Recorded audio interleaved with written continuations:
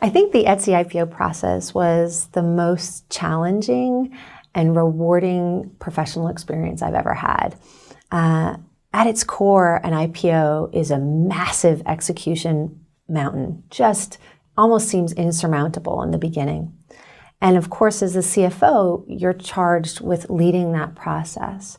But really, there's just troops of people who are involved.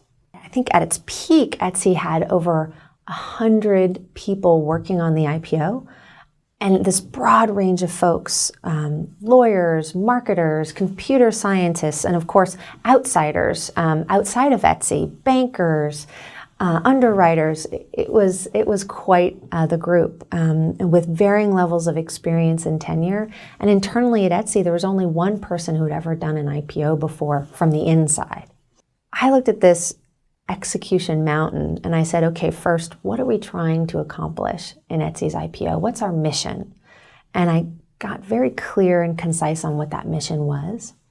And then I made sure that I surrounded myself with really smart people who really believed in that mission, whether they were inside Etsy or outside Etsy. Because ultimately, an IPO is the summation of millions of small decisions. And that onslaught of decision after decision after decision is relentless and can be exhausting.